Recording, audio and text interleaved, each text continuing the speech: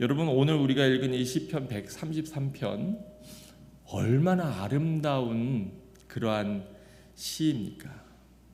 우리 다윗이 성전으로 향하여 성전에 올라가면서 우리 하나님 앞에 드린 그러한 찬양인데요. 보라, 형제가 연합하여 동거함이 어찌 그리 선하고 아름다운고. 그 아름다움이 어떻습니까? 머리에 있는 보배로운 기름이 수염, 곧 아론의 수염에 흘러서 그의 옷깃까지 내림 같고, 이스라엘의 그 북쪽의 헐몬산에서부터 그 이슬이 녹아서 갈릴리를 채우고, 그리고 그 물줄기가 흘러서 바로 우리가 잘 아는 대로 요단강을 흘러내려 그 땅에 생명수가 전해지는 것처럼 헐몬의 이슬이 시온의 산들에 내린 같도다. 그러면서 뭐라고 말씀합니까? 거기서 여호와께서 뭐를 명하셔요? 복을 명하셨나니 곧 영생, 영원한 생명이로다. 제가 오늘 형제의 사랑 그리고 빌라델비아 이렇게 제목을 붙였는데, 여러분 잘 아시는 대로 빌라델비아 교회들이 어디나 있지 않습니까? 여기 밴쿠버에도 있고요. 웬만한 도시에는 다 빌라델비아라고 하는 이름의 교회들이 있을 겁니다. 또 미국에 가보면 필라델피아라고 하는 그러한 도시가 있죠. 필라델피아의 말뜻이 뭘까요? 네, 바로 필리아라고 하는 사랑과 아델포스라고 하는 형제라고 하는 말이 합쳐진, 즉 형제 사랑이라고 하는 말이 필라델피아 그리고 필라델피아입니다. 우리가 잘 아는 대로 요한계시록의 소아시아의 7교회 가운데 주님 앞에 책망받지 않은 교회가 바로 빌라델피아 교회 아닙니까? 하나님이 기뻐하시는 교회였는데 바로 그 빌라델피아라고 하는 이름 자체가 형제 사랑이라고 하는 뜻이죠. 빌라델피아 교회에 가면 폭스와 구스, 또 폴링, 웨싱턴이라고 하는 4명의 군목을 기념하는 예배당이 있다고 합니다.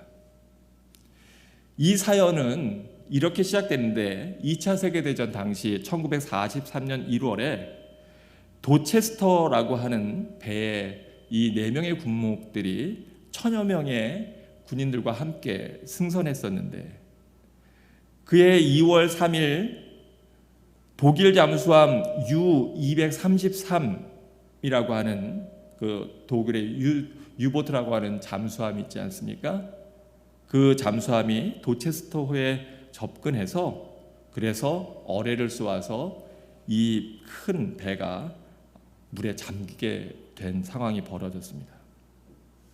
우리가 잘 아는 대로 군목, 즉 군대에서 병사들의 신앙을 담당하는 목사님들은 다 장교들 아닙니까? 지휘관들이기 때문에 사실은 우선권이 먼저 있고요. 얼마든지 그 배에서 탈출할 수 있는 상황이었다고 합니다. 그런데 그들은 우왕좌왕하는 병사들을 진정시키고 또 구명정을 꺼내어서 나눠주기 시작했습니다. 계속해서 병사들에게 구명정을 모두 나눠주다 보니까 결국은 구명정이 바닥이 났습니다. 마지막 남은 구명정까지 거기에 있는 사병에게 나누어주고 이제 더 이상 어찌할 수 없는 바로 그 병사들을 함께 끌어안고 갑판에서 어깨를 함께 맞잡았습니다. 그리고 침몰해가는 바로 그 배에서 하나님 앞에 찬양하며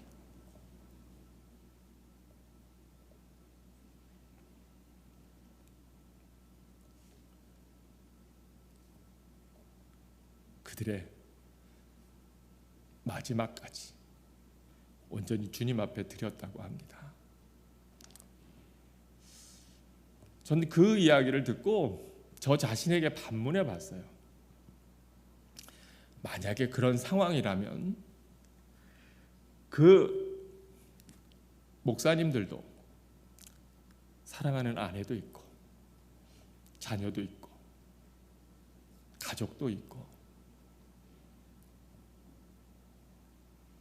또 많은 생각과 또 많은 상념들이 그 마음에 들었을 텐데 어떻게 그렇게 병사들을 위해서 생명을 나눠주고 그리고 마지막까지 믿음을 지키고 하나님 앞에 갈 수 있었을까? 정말 나는 그 상황이라면 그럴 수 있을까? 우리 비슷한 사건이 우리나라에서도 있지 않았습니까? 바로 세월호가 그렇게 가라앉을 때 과연 나는 그 자리에 있었다면 나는 어떤 선택, 어떤 모습이었을까? 아까 우리가 찬양할 때 내 삶 주께 드립니다. 우리가 찬양은 쉽게 하는데 여러분 정말 그럴 수 있을까요? 정말 내 삶 주님께 드립니다. 그런 상황에서 우리 그럴 수 있을까요?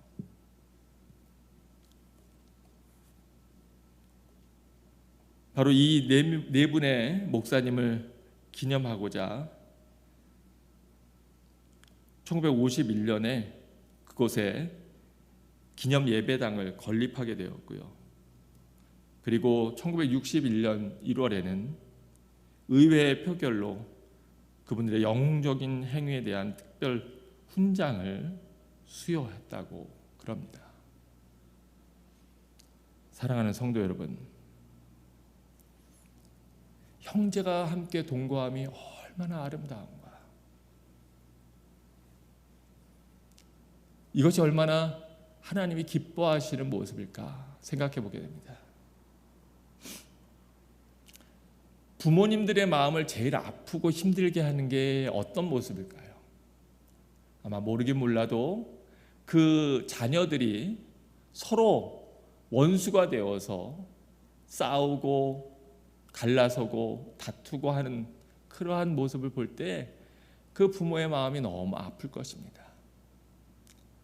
그러나 아무리 가진 것이 없고 또 어려운 형편에 있다 할지라도 내 자녀들이 서로 사랑하고 서로 아끼고 서로 돌보고 서로가 서로를 세우고 섬긴다면 그거보다 그 부모의 마음에 감사와 기쁨이 넘치는 일이 무엇이 있겠습니까? 다투는 자식들이 부모에게 용돈 많이 가져다 준다고 그거 부모에게 기쁨이 될까요? 아유, 저것들 내가 죽으면 저것들을 어떻게 할 건가? 오히려 가진 재산 때문에 서로 법정 다툼을 하고 갈라서고 서로가 서로에게 정말 끔찍한 말들을 쏟아내고 서로가 서로를 증오하는 그러한 자녀들을 둔 부모라면 아마 편안하게 눈 감을 수 없을 것 같습니다. 사랑하는 성도 여러분, 예수님은 우리에게 뭐라고 말씀하시나요? 마태복음 5장에 보니까 5장 43절부터 예수님은 우리들에게 다음과 같이 말씀하고 있습니다. 또 내 이웃을 사랑하고 내 원수를 미워하라 하였다는 것을 들었으나 나는 너희에게 이르노니 너희 원수를 어떻게 하라고요? 사랑하며. 제가 일부러 여러분을 괴롭히기 위해서 다시 한번 묻습니다. 너희 원수를 어떻게 하라고요? 너희 원수를 어떻게 하라고요? 너희를 박해하는 자를 위해서 어떻게 하라고요? 여러분을 박해하는 자들 위해서 어떻게 하면 좋겠습니까?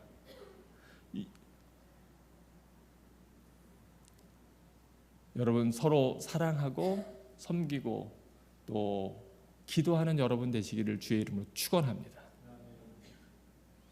그런데 바로 하나님께서 우리 예수님께서 놀라운 말씀을 하시는데요.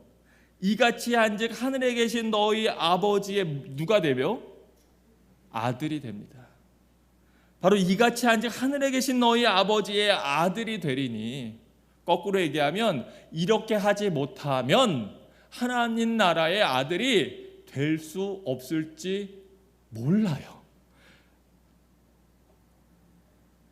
이는 하나님이 그 해를 선인에게만 비추시는 것이 아니라 바로 악인과 선인에게 비추시며 하나님이 주시는 이 땅을 촉촉히 적시는 그 비를 의로운 자와 불의한 자에게 내려주심이라.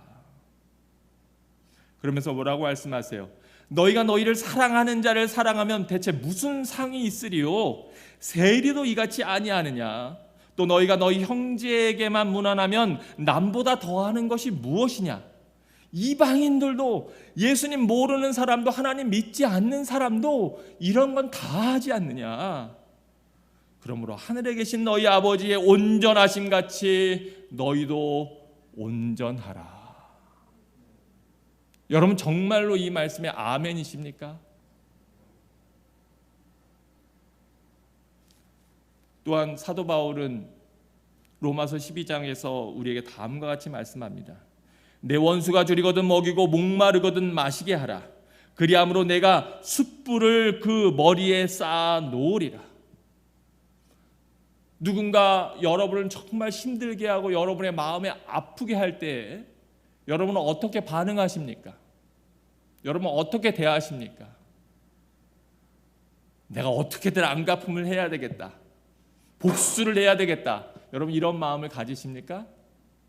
근데 성경은 분명하게 바로 내 원수가 줄이거든 먹이고 목마르거든 마시게 하라. 그런데 그리함으로 내가 숯불을 그 머리에 쌓아 놓으리라. 누군가 여러분을 오해하고, 누군가 여러분을 힘들게 하고, 누군가 여러분을 이해하지 못하고, 누군가 여러분을 어렵게 한다고 할지라도 여러분이 정말 끝까지 그 상대방을 위해서 기도하고 사랑하고 품고 용서하고 섬긴다면 결국에는 오히려 그 사람의 머리에 숯불을, 그 뜨거운 불을 그 머리에 얹어놓은 것 같다 말씀하지 않습니까? 그러면 너무 중요한 말씀을 우리에게 주시는데, 악에게 지지 말고 선으로 악을 이기라. 아멘입니까? 아멘. 여러분 근데 이거를 네 형제에게 그렇게 하려 했습니까? 아니요. 누구에게요? 너 원수에게, 너를 박해하는 자에게, 너를 힘들게 하고 너를 고통스럽게 하는 자에게. 바로 예수님께서 십자가에 달려서 돌아가시면서 주여 저들이 자기의 죄를 알지 못합니다. 저들을 불쌍히 여겨주시고 저들을 용서하여 주옵소서라고 부르짖고, 바로 그 모습을 그대로 스데반이 똑같이 고백하고 있지 않습니까? 모세는 자기를 향하여 돌을 들고 자기를 쳐 죽이려고 하는 바로 그 백성들을 향하여서 하나님께서 저들을 버리시면 그러면 하나님의 이름을 세상 이 온 땅에 있는 사람들이 얼마나 하나님을 모독하겠습니까? 하나님, 저들을 하나님이 버리시려거든 저도 버려주십시오. 제 이름을 생명책에서 지워주십시오. 바로 그 모세의 기도로 하나님께서 이스라엘 버리시려던, 그리고 새로운 백성을 만드시려던 이스라엘 백성들을 하나님이 훈련을 통하여 다시금 가나안 땅으로 인도하시지 않습니까? 그런데 여러분 참 재미있는 건 우리가 멀리 있는 사람은 용서하기가 쉬워요. 우리가 잘 모르는 사람은 별로 안 미워합니다. 그런데 우리가 정말 싫어하는 사람들이 누굴까요? 성경 말씀에 이렇게 얘기해요. 미가서 7장 6절에 보면 미가 선지자가 다음과 같이 얘기합니다. 아들이 아버지를 멸시하며 딸이 어머니를 대적하며 며느리가 시어머니를 대적하리니 사람의 원수가 곧 누구라고요? 자기 집안 사람이리로다. 원수까지도 사랑하라 그랬는데 우리가 늘상 다투고 싸우고 갈등하고 하는 제일 그 일을 많이 하는 대상은 누굴까요? 여러분 누군 것 같으세요? 아마 제가 생각할 때는 10중 8구 자기 배우자 아닐까요? 내 남편, 또 내 아내, 치열한 전쟁을 벌이면서 지금까지 살아남으신 여러분 주님의 이름으로 축복합니다. 네. 우리 싱글들은 별로 안 웃고 기혼자들은 깊이 동감하는 것 같아요. 그래서 예수님께서도 마태복음 10장 36절에 보니까 뭐라고 말씀하세요? 사람의 원수가 딴 데 있는 게 아니라 바로 자기 집안 식구니라.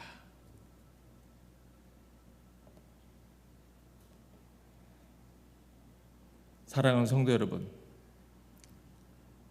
우리가 그럴 때가 얼마나 많이 있습니까? 주로 여러분이 갈등을 일으키고 다투고 싸우는 대상이 누구입니까? 여러분 러시아 전쟁 일으켰다고 푸틴하고 지금 싸우고 계십니까? 우리들의 마음속에 우리들의 갈등의 대상들이 대부분 지금까지 내가 여기까지 오는데 나를 가장 많이 사랑해주고 또 나를 위해서 기도해주고 또 나와 함께했던 그러한 부모님이나 형제 자매나 가족이나 친지나 믿음의 동역자들이나 형제들, 내 주변의 사람들, 친구들, 바로 그런 사람들 아닙니까? 이러한 갈등, 이러한 문제들 우리 안에 다 우리가 담고 있는데요. 제가 선교사로 살면서 참 뜨끔하는 말씀들이 있는데 그게 뭐냐면 마태복음 5장 22절에 있는 말씀입니다. 마태복음 5장 22절에 보면 예수님께서 다음과 같이 우리에게 말씀하세요. 나는 너에게 이르노니 형제에게 노하는 자마다 무엇을 받게 되고 심판을 받게 되고 형제를 대하여 라가, 이건 바보라고 하는 뜻인데 어유 저런 미련한 녀석, 어유 저런 바보 같은 놈, 이런 뜻이에요. 형제를 대하여 라가라고 하는 자마다 공회에 잡혀가게 되고 미련한 놈이라 하는 자는 지옥불에 들어가게 되리라. 그러므로 예물을 제단에 드리려다가 거기서 내 형제에게 원망 들을 만한 일이 있는 것이 생각나거든 예물을 제단 앞에 두고 먼저 가서 형제와 화목하고 그 후에 와서 예물을 드리라. 제가 선교지에 있을 때 선교사들로서 참 조심해야 되는 마음가짐이 있습니다. 그건 뭐냐면 현지에 있는 동역자들에 대해서 자꾸 못마땅함이 생겨요. 특히 우리 한국 선교사님들이 갖고 있는 그 열심이 있지 않습니까? 열정이 있지 않습니까? 열심히 해보려고 하는데 내가 볼 때는 내 기준에 마음에 차는 사람이 거의 없어요. 내가 그렇게 애써주고 후원해주고 신학교 보내고 키우고 세워서 그래서 생활까지 서포트 해주는데도 불구하고 마음을 아프게 하고 힘들게 하고 때로는 배신하고 때로는 돈을 어떻게 잘못 사용하기도 하고 그런 일들이 참 많이 생깁니다. 그런 일들을 계속 겪다 보면 마음이 어떻게 될까요? 바로 그 믿음의 동역자들, 믿음의 형제들에 대해서 낮추어 보는 마음이 생기기 참 쉽습니다. 의심하는 눈초리로 보기 쉽습니다. 그리고 무시하기가 참 쉬워요. 그래서 잘못하면 선교지에서 오래 있다 보면 선교사님들이 굉장히 현지인들, 특별히 동역자들에게 아주 무례하게 행하는 것들을 보고 깜짝깜짝 처음 방문한 사람들이 놀랄 때가 있습니다. 근데 왜 그러냐면 그 선교사님도 좀 안타까운 게 마음에 상처와 짐이 많아서 그렇긴 해요. 그러나 그럼에도 불구하고 하나님의 말씀은 변하지 않습니다. 그럼에도 불구하고 성경은 너희에게 이르노니 형제에게 노하는 자마다 심판을 받게 되고 형제에게 라가라고 하는 자마다 공회에 잡혀가게 되고 미련한 놈이라 하는 자마다 지옥불에 들어가리라. 여러분, 형제를 사랑하지 않고 우리가 할 수 있는 일은 아무것도 없습니다. 여러분들은 혹시 이런 마음이 들지 몰라요. 또 선교사님들 그런 마음이 들기 쉽습니다. 잘 모르셔서 그럽니다. 잘 대해주면 기어 올라요. 자기가 잘해서 이렇게 된 줄 압니다. 그렇게 얘기합니다. 그 말이 맞을지도 몰라요. 선교지에서 동역자들을 잘 대해주고 정말 최선을 섬기다 보면 오히려 모든 걸 다 홀라당 뺏기고 그리고 쫓겨나는 경우도 상당히 많습니다. 그런데 여러분, 지금의 선교지만 그럴까요? 아니요. 100여 년 전에 우리나라에 왔던 선교사님들도 그런 수모와 고통과 아픔과 괴로움을 많이 겪었습니다. 여러분, 그렇다고 해서 후원하지 말아야 될까요? 그럼 그렇다고 해서 원수가 돼야 될까요? 그럼 그렇다고 해서 저들을 늘 의심의 눈초리로 봐야 될까요? 아니요. 바로 그럼에도 불구하고 우리는 믿어주고 기도해주고 허물을 덮어주고 사랑하고 섬기고 세워야 될 것이고, 모든 선교사님들이 다 그렇게 하지는 못했을지라도 그러나 정말로 하나님을 믿고 천국과 지옥이 있는 바로 그것을 믿는 바로 그분들의 믿음의 씨앗이 떨어져서 오늘날 우리나라 우리 민족이 그래도 이만큼 하나님 앞에 믿음으로 살아가는 건 아니겠습니까? 아무리 상대방이 잘못한다고 해서 그렇다고 상대를 무시하고 낮추어 보면 와도 괜찮은 건가요? 성경은 어디에도 그렇게 말씀하고 있지 않습니다. 오히려 성경은 가장 연약한 자, 가장 부족한 자, 가장 보잘것없는 자들, 바로 그런 사람들을 불러서 하나님의 일꾼으로 세우시고 하나님의 사람으로 세우시는 놀라운 은혜를 우리에게 보여주고 계신 것 아닙니까? 여러분, 예수님의 제자들을 한번 살펴보십시오. 예수님 제자들 가운데 정말 똑똑하고 뛰어나고 잘나고 능력 있는 사람이 누가 있었을까요? 우리가 잘 아는 대로 저 갈릴리 변방의 어부들 출신이고요. 아마 모르긴 몰라도 세리 마태를 부르시는 예수님을 보곤 나머지 제자들이 기겁했을지 모릅니다. 아니, 예수님, 쟤는 세리입니다, 세리. 그 당시에 세리와 창녀는 가장 하나님이 더럽다고, 가장 그 유대인들이 더럽다고 생각하고 가장 부족하다고 가장 낮추어 보던 대상이었습니다. 근데 예수님은 누구를 친구로 삼으시나요?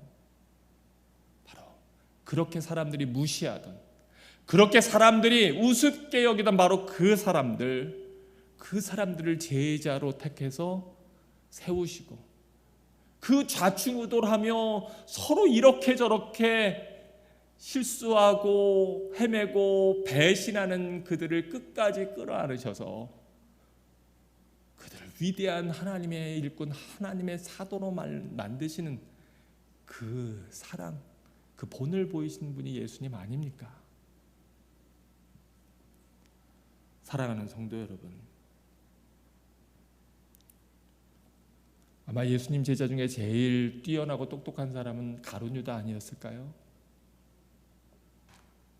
아마 가룟 유다의 눈에는 다른 제자들이 성이 차지 않았을지 모릅니다.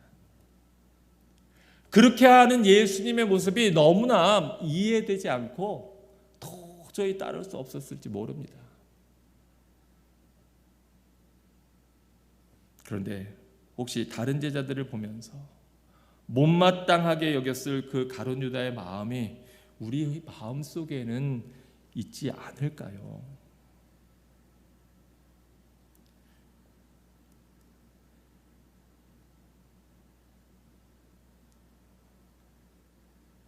요셉은 어떻게 그 형들을 용서할 수 있었을까요? 다른 사람은 다 그저 지나가는데 선한 사마리아 사람은 어떻게 그 강도 만난 자를 품을 수가 있었을까요? 사랑하는 성도 여러분, 우리가 정말 조심해야 되는 마음이 뭐냐면 탕자의 형님의 마음입니다. 성경에 보면 탕자의 형님의 큰 오류나 실수나 잘못에 대해서 전혀 나와 있지 않습니다. 오히려 그 탕자는 아버지의 재산을 가지고 허랑방탕하여 창기들과 또 세상의 즐거움과 도박과 노름으로 다 써버린 그러한 존재 아닙니까? 그런데 그 탕자가 돌아왔을 때 그 아버지가 그거 품는 거를 보고 그 형은 아마 속에서 부글부글 끓었을 겁니다. 근데 여러분, 정말 우리가 주의하시고 조심해야 될 것이 있습니다. 그 뭐냐면, 제가 정말 제 마음에 팍 박힌 그런 말씀이 있는데, 그 말씀이 뭐냐면 요한일서 3장 14절과 15절의 말씀이에요. 여러분에게 몇 차례 말씀드렸지만 저희 형님이 IMF 때 크게 경제적으로 큰 빚을 졌습니다. 그것 때문에 저희 집안은 쑥대밭이 됐고요, 굉장히 어려웠습니다. 제 마음에, 저는 그때 필리핀에 선교지에 있었는데 그 형에 대해서 너무 속상한 마음이 드는 거예요. 안타까운 마음이 드는 거예요. 차라리 형이 없었더라면 이런 어려움을 겪지는 않을 텐데, 이렇게 부모님들까지 빚을 지게 해서 이런 어려움을 겪는구나. 그리고 형에 대한 못마땅한 마음이 제 안에 있었습니다. 근데 어느 날 성경을 보는데, 이제 그런 일이 IMF가 있고 그 얼마 후에 제가 필리핀에 갔는데 선교사를 있으면서 너무 힘들었어요. 왜냐하면 후원도 많지 않은데 가족들이 도울 수 있는 형편이 되지 못했거든요. 참 어려운 가운데에서 필리핀에서 선교사로 살고 있는데, 그 뜨거운 날 땀을 뻘뻘 흘리면서 하나님 말씀을 보는데, 요한일서 3장 15절의 말씀이 저는 깜짝 놀랐는데, 제가 그런 체험은 처음입니다. 이 말씀이요, 웅 하고 떠오르는 거예요. 그리고 저를 엄습하고요, 그 말씀이 성경책에서 이렇게 떠올라서 제 눈에 보이는 거예요. 근데 그 말씀이 뭐였냐면, 우리는 형제를 사랑함으로 사망에서 옮겨 생명으로 들어간 줄을 알거니와 사랑하지 아니하는 자는 어디에 머물러 있다고요? 사망에 머물러 있느니라. 아, 내가 형제를 사랑함으로 예수님 믿고 구원받는 것이지만, 그러나 바로 이 땅에서 그 예수님을 믿는 사랑으로 내 형제를 사랑할 때에 내가 사망에서 옮겨서 생명으로 들어가는 것이구나. 그런데 사랑하지 아니하면, 내 안에 누군가에 대한 미움이 있으면, 내가 누군가에 대한 속상함과 섭섭함과 원망이 있으면, 그러면 나는 여전히 어디에 머물러 있구나? 사망에 머물러 있구나. 이걸 제가 너무 절실하게 느꼈어요. 그러면서 너무 두려운 말씀을 주셨는데, 바로 15절 말씀, 그 형제를 미워하는 자마다 살인하는 자니 살인하는 자마다 영생이 그 속에 거하지 아니하는데, 이게 더 심각한 건 그것을 자기가 안답니까 모른답니까? 너희가 아는 바라. 여러분 마음에 누군가에 대한 그러한 마음이 들어와 보십시오. 바로 어저께까지 천국이었던 내 마음이 지옥으로 변해버리고 맙니다. 그렇게 사랑했던, 그렇게 좋아했던, 정말 수년을 쫓아다녀서 매달려서 결혼했던 그 아내가 바로 그 아내에 대한 사랑을 잃어버리면요, 꼴도 보기 싫은 거예요. 정말 그것처럼 괴로운 것도 없는 거예요. 나를 그렇게 위해서 사랑해줬던 내 친구가 동업을 했는데 뭔가 어려움이 생겨서, 그래서 나에게 어려움을 주면, 그 속상함이 나를 덮치면, 그러면 내가 힘들 때 의지해주고 어릴 때부터 컸던 그 친구가 원수도 그런 원수가 없는 거예요. 그런데 문제는 뭐냐 하면, 내 안에 뭐도 없어요? 생명도 없어요. 생명도 없어요. 전 하나님이 이 말씀을 저에게 정말 생명처럼 주셔서 너무 감사한 건, 저는 참 희한하게 하나님이 누군가와 항상 동역을 하게 하셨어요. 근데 그때마다 하나님께서 은혜를 주십니다. 필리핀에서도 처음에는 이호섭 선교사님과 함께 동역했고요, 그 다음에는 강완세 선교사님과 동역을 했는데, 근데 사단은 어떻게 공격하는지 아십니까? 사단은 계속해서 너는 잘하는데 저쪽이 못해.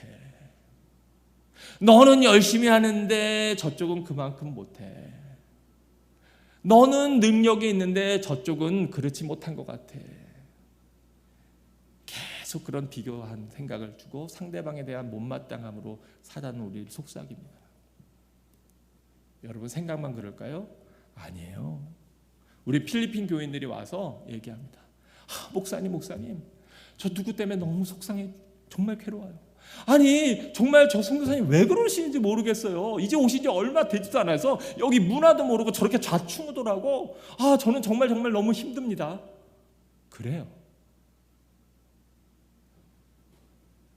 그때 제가 어떻게 해야 될까요?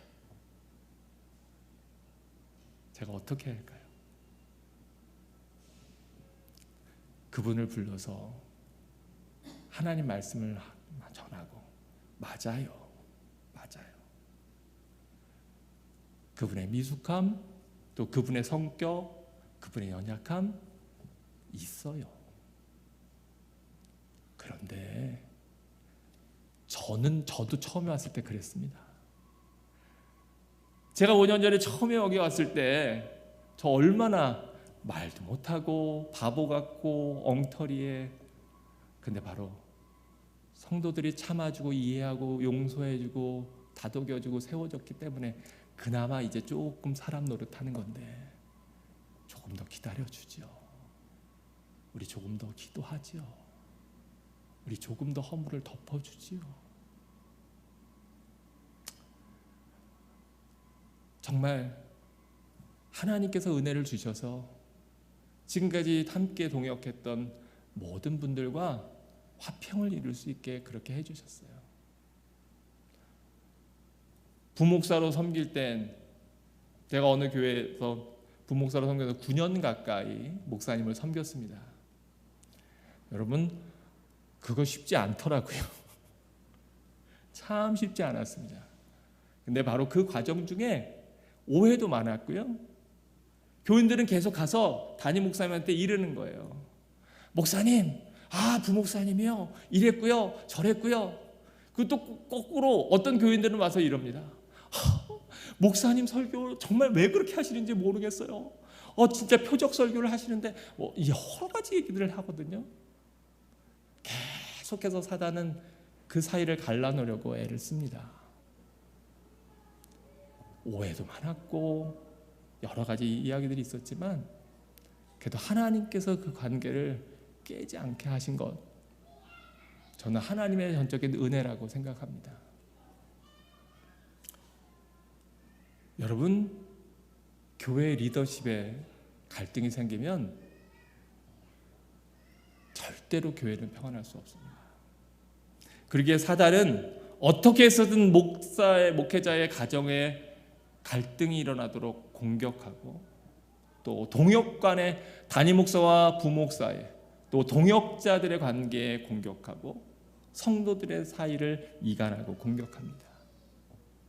그런데 거기에서 지면 넘어지는 겁니다. 거기에서 지면 그러면 회복이 어려운 겁니다.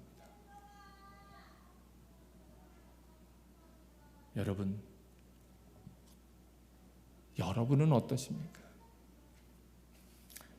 혹시 여러분 가운데 여러분 마음에 힘들게 하는 그러한 이웃이나 동역자나 친구나 주변의 사람들이 있습니까? 여러분 어떻게 해야 될까요? 저희 집에, 저희가 지금 이제 여기 사는 곳에 참 평안하고 좋았는데 어느 날 저희 옆집에 한 60대 초반의 서양 부부가 이사를 오셨어요. 그런데 이분들이 이사 오시더니 밤에 갑자기 쿵쿵 하고 문을 막 쾅쾅 세게 닫는데, 저희가 이렇게 연립이잖아요. 타운하우스로 서로 붙어 있잖아요. 저희 방과 그분들의 방에 붙어 쿵 하고 저희 집이 흔들리는 거예요. 그리고 막 새벽에 막 큰 소리를 내면서 아내와 남편이 서로 싸움을 하는데 얼마나 깜짝 놀랐는지. 그 전에 이웃은 웬만하면 TV 소리 잘 안 들리거든요. 꽤 그래도 방음이 된다고 생각하는데 여기 나무집이다 보니까 와, 대단한 거예요. 그 싸움이. 막 경찰도 오기도 하고요. 저희 집이 아니라 저희 옆에 킴이라고 하는 분이 사는데 그 킴이 오죽하면 저희 집이 아니라 그 옆에 집이 스트라타에다가 그분들이 이제 렌트해서 사는데 그 주인한테 제발 얘기 좀 하라고. 그래가지고 진정을 넣을 정도니 얼마나 힘들겠습니까? 저희가 참다. 그래도 저희는 목회자 가정이잖아요. 그래도 저희는 차에다가 Jesus loves you 딱 써붙여놓고 있죠. 저희 집 앞에 있지 않습니까? 그래도 이해해야지. 그래도 용서해야지. 근데 하루는 딸애가 와서 아빠, 나 너무 무서워. 가위 눌리겠어. 자다가도 깜짝 놀래. 저희 아이들이 막 두려움에 떠는 거예요. 어떻게 할까요, 주님? 그렇다고 그 사람 멱살을 잡을까요? 시끄러울 때마다 경찰을 계속 불러야 될까요? 대체 어떻게 해야 될까요, 주님? 저희도 속이 상하는 거예요. 그래서 주님, 방법은 하나밖에 없다. 주님, 저들을 화평케 하시든지 도저히 안 되면 저들을 옮기시든지 이사를 가게 하시든지 하나님 뭔가 어떻게든 하나님 도와주십시오. 그리고 저희가 정말 열심히 기도했습니다. 하나님 제발 도와주십시오. 이거 안 그래도 잠자기 어려운데 이거 잠도 뭐 제대로 못 자겠지. 너무 소란스럽지. 막 싸우지. 거기다가 막 이 담배는 앞뒤에서 펑펑펑펑 튀는데 얼마나 덥습니까? 창문도 못 열어놓지. 주여. 막 남편은 술 취해서 한날은 막 문을 막 부서져라 두드려. 너무 새벽 2시에 문을 두드려. 제가 무슨 일인가 나가봤더니 아내가 문을 잠궈서 안 열어준다는 거예요. 제가 오죽하면 저기 너 정 그러면 우리 집 거실 와서 좀 쉴래? 그랬더니 싫다 아니라는 거예요. 그럼 제발 부탁인데 너 내가 차 키 줄 테니까 내 차에 가서라도 좀 자든지 그럴래? 너무 세게 두드리니까요. 정말 괴롭더라고요. 주님 제발. 그리고 정말 기도했거든요. 그런데 불과 얼마 전입니다. 기도하는데 깜짝 놀랐어요. 하나님이 가끔 저에게 굉장히 분명하게 말씀하실 때가 있어요. 뭐라고 말씀하시냐면 하나님이 이러시는 거예요. 내가 저들을 사랑해서 너의 가정의 옆에 붙였다. 아니 이게 얼마나 어이가 없는 응답입니까? 하나님 저들 제발 떠나게 해주세요. 제발 이사가게 해주세요. 그랬더니 하나님이 내가 저들을 사랑해서 너희 가정 옆에 붙었다. 너희 가정의 사랑과 기도가 그 가정으로 흘러가는구나. 이게 주님 주신 답이에요. 제가 그 대답을 듣고 뒤통수를 크게 얻어맞은 것 같으면서 바로 이 하나님이 벌써 그 오래전에 주셨던 메시지. 내 형제를 미워하면 바로 그것이 살인하는 것이고 살인하는 자는 그 속에 영생이 없는 것을 자기 스스로 아느니라. 바로 그 사람들이 이사 온 다음부터 저희 집에 마음에 평안이 없는 거예요. 언제 또 소리 날까? 언제 또 싸울까? 언제 또 난리가 날까? 근데 이 메시지를 받고 나니 얼마나 감격스럽습니까? 처음에는 하나님 너무하시네 이런 말도 여기까지 차올랐는데 그 다음 하나님이 우리를 얼마나 귀히 보시면 하나님이 얼마나 우리를 믿으시면 그러면 우리의 가정의 화목과 찬양과 기도를 통해서 그나마 그들을 진정시킬까? 너무 감사하더라고요. 그래서 하나님 할렐루야 찬양했습니다. 할렐루야. 여러분 혹시 여러분의 이웃 가운데 여러분의 가족 가운데 여러분의 형제 가운데 여러분의 남편 가운데 여러분의 아내 가운데 너무나 여러분을 힘들게 하는 누군가가 있습니까? 할렐루야 하나님을 찬양하십시오. 바로 하나님께서 여러분을 귀히 여겨서 또는 여러분을 연단시켜서 훈련시켜서 여러분을 세우기 위해서 그 사람을 하나님 붙여주신 줄을 믿으시기를 주의 이름으로 축원합니다. 하나님은 실수가 없으십니다. 하나님은 잘못 판단하지 않으십니다. 바로 그 사람을 내게 붙여주셨다는 것은 하나님이 나를 변화시키시든 그를 변화시키시든 바로 그 안에서 화목해 하시는 건데, 내가 그 사람 변화시킬 수 없다면 누가 변해야 될까요? 내가 변할 수밖에 없습니다. 제가 나이가 들면서 계속 느끼는 건, 처음에 어릴 때는 아내를 어떻게든지 변화시켜 보려고 애를 썼습니다.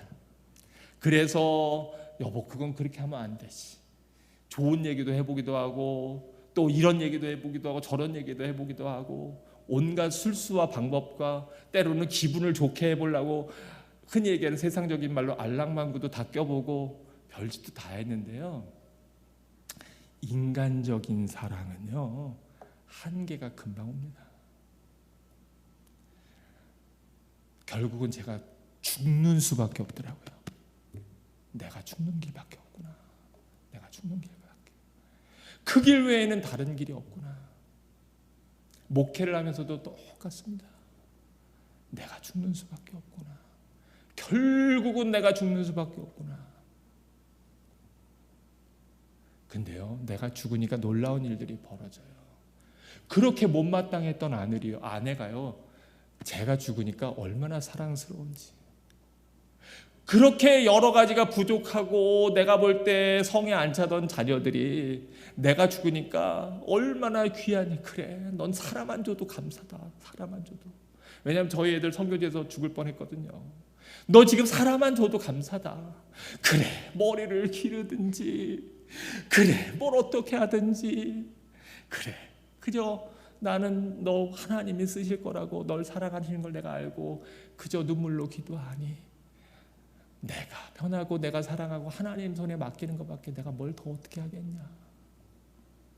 근데 그렇게 하니까 하나님이 나를 바꾸시니까 내 마음이 바뀌고 내 안에 천국이 오고요, 그리고 세상이 달라 보이더라고요. 사랑하는 성도 여러분, 저는 이 행복을 잃어버리기를 원치 않습니다. 제 마음에 지옥을 만들고 싶지 않습니다. 근데 그 방법은 그저 주님 앞에 무릎 꿇고 우는 것밖에 없어요. 아내가 안 바뀝니까? 여러분 우십시오. 남편이 안 바뀝니까? 하나님 나를 바꿔달라고 우십시오. 우리 교인들이 안 바뀝니까? 하나님, 이게 다 저의 죄입니다. 저의 어리석음입니다. 저의 부족합니다. 그러나 주님 긍휼히 여기셔서 저를 바꿔 주옵소서.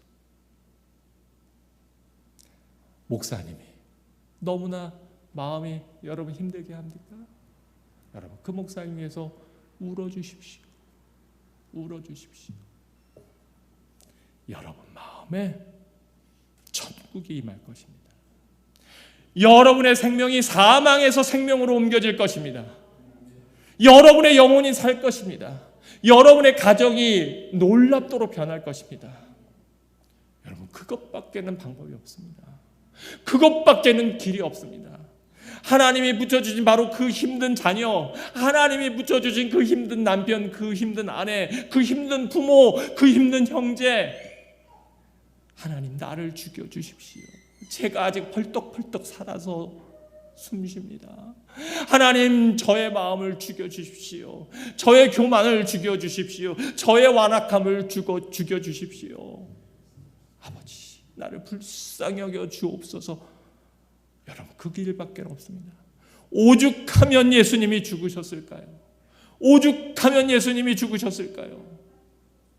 여러분 누군가의 허물을 보시거든 바로 그게 나의 죄인 줄로 깨달으시기 바랍니다. 저게 내 모습이구나. 바로 저게 내 모습이구나. 바로 저게 예수님을 십자가에 못 박는 내 모습이구나.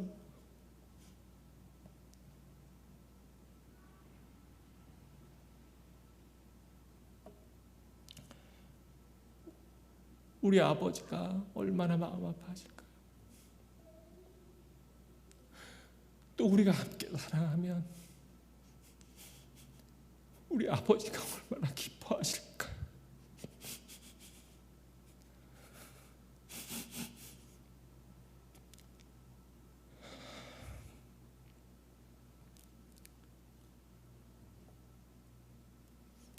하나님의 말씀을 대언합니다. 누구든지 하나님을 사랑하노라 하고 그 형제를 미워하면 이는 거짓말하는 자니 보는 바 그 형제를 사랑하지 아니하는 자는 보지 못하는 바 하나님을 사랑할 수 없느니라. 우리가 이 계명을 주께 받았나니 하나님을 사랑하는 자는 또한 그 형제를 사랑할지니라.